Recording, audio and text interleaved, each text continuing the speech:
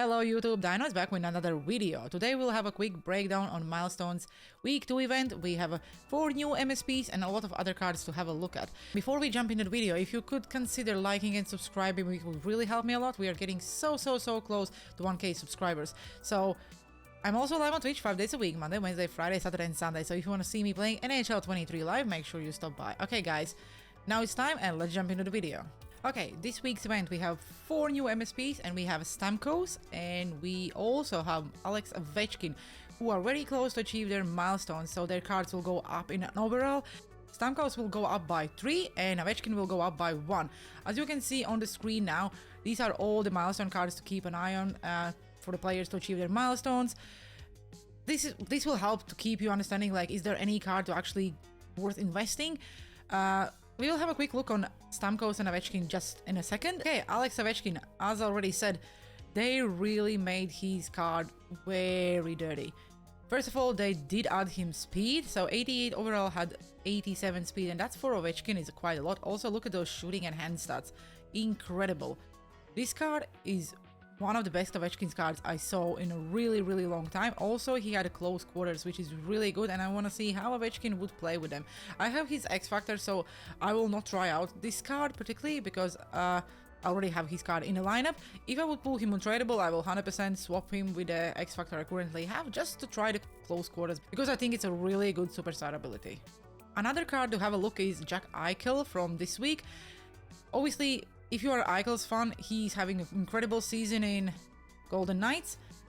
Card in general, really, I don't like the synergy style. I don't like the superstar abilities. The skating and shooting and hands is decent. Like, the hands is all 91 for an 88 overall card is incredible. Again, if you're his fan, I don't see a reason why not. He's a really good right winger, and as we all know, we don't have a lot of good right wingers in the game.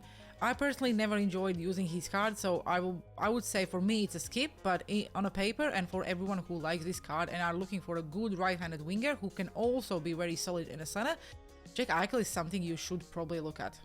Steven Stamkos, again, 1T. Stamkos X Factor is really good and I cannot wait when I will get my hands around it. Probably will not be my player for all year, but if I will get his X Factor, I'm 100% maxing him out and using him maybe in the champs or like some sweaty rival games where I will need a win, because he's 1T I enjoy much better than Ovechkin's 1T. Also, he had a Thief and Gladiator. Those are really good synergies this year. Like, he will be solid in the center, and as soon as he will achieve the milestone, he will go up by 3 in overall, so he will be something to look at. If you can snipe his card, probably people really don't know how much he's going in an auction house. Someone can put him for quite less value because of 86 overall, and they don't know that he will go up in overall as soon as he will achieve the milestone, so keep an eye, and if you can, try and snipe him. Okay, let's talk about this week's milestones. First milestone is Jenny Hirikoski from Team Finland. She is super small and super tiny. The card don't look really good. Had the best superstar abilities as a defenseman. Zone ability maybe is not as good, but because of her size, I really don't see where you can use her as a defenseman. If I would have a card, I would definitely add her in my female lineup because I'm having a lot of fun playing squad battles with it. Skating, really like what they did with her stats. Shooting, not as bad, but like, again, the wrist shot and slap shot power is too low for the 89 overall defenseman. Hands are not bad. Body checking also, like for her size, having a 91 body checking, oh, that should be fun to see. I said the same thing about the Megan Keller and she surprised me a lot.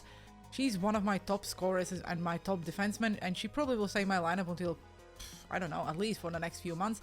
And once even I will take her out from my lineup, she will probably still stay in my female top lineup, and it's just a really fun card to use. So what I'm trying to say here is, guys, maybe it will be similar to this card. Like, again, you need to try, but if you are considering making one of the cards, I would not suggest, because if you can only make one. Also, guys, don't forget, you don't need to make any of these cards, because by just playing, and if you did not make anyone last week, by just completing the objectives, you will get enough collectibles to make one card. So keep that in mind before you make your decision.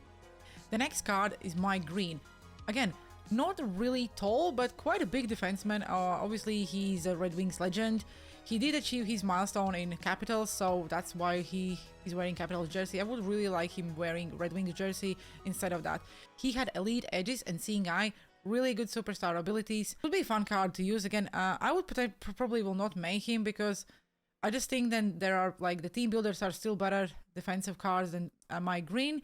But again, if you're a Red Wings fan or you're just my green fan, this is really fun card to use. The skating, shooting, and hands, as you can see, is not bad. Reshoot accuracy is maybe a little bit lower, same as slapshot accuracy, but he had a lot of power, so this would be probably D to D and one-timer in. After the patch, more one-timers are going in now. Is it a coincidence or they actually did something with the game? Again, he had a solid speed, so with elite edges activated, I think he's a really solid defenseman. Don't see anything wrong about the card. The next one would be Nikita Kucherov.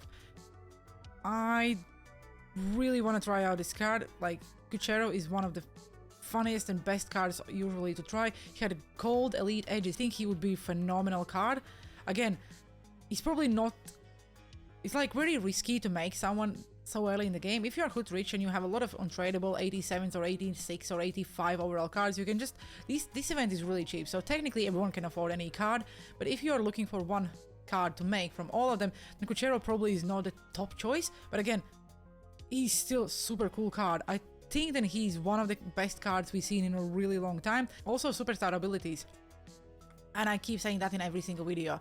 Tape to tape is one of my favorite superstar abilities or zone abilities. I really struggle with the passing, and if you struggle with the passing same as me, tape to tape, it really helps you out a lot. I want to get that pass through in front of the net just to have a short snipe in. Tape to tape is the superstar ability or zone ability to activate, because you will really notice a big difference. The best card I think we currently have in the game is Demu Salani. Obviously, I'm not talking about Makar or McDavid X Factors, because those are still the best cards. Maybe even Matthews is really close. But look at these stats. He's super small, but super balanced and super fun to use. Also, he had silver wheels and gold close quarters. How did EA made these two zone and superstar abilities for one card? I don't know. But this is the best card in a game currently, in my opinion. Again, it's only my opinion. If you don't agree, it's absolutely fine. This will be the card I will use my free collectibles to make. Even with higher cards coming out, this will still be really usable and valuable card. Like, have a quick look on his icon card. Again, he now can be upgraded up to 89, so look at these stats. This is incredible. Like, I still think that 89 overall card is better than his icon at the moment, but like, he had gold wheels, so if you prefer wheels more than close quarters, then probably go with the icon. Okay guys, that's pretty much about this week's event. Salani is the best card to choose. Kucherov is probably the next one. Like, it's very close between them two. I just think that Salani probably will stay in your lineup a little bit longer than Kucherov, because there's a lot of good left-handed wingers, when the right-handed wingers are usually the struggle when you go closer in the game. I think Salani could probably be your third or fourth line for quite a long time. Like, at the moment, he will probably be your first or second line, but the more better cards come out, he probably will go to the third and fourth. But he will stay there for quite a long time. It's a really fun card to use, and I cannot wait when I will be able to make him. I'm not very far from completing all the objectives, but we'll see. Anyway, guys, I hope you enjoyed the video, and see you next time. Let me know down in the comment section below if you're making any of this week's MSPs, or you will just skip and keep your cards until the next MSP because there's not a single player you think you need or you like. I hope you enjoyed the video and have a good one. See you on the ice.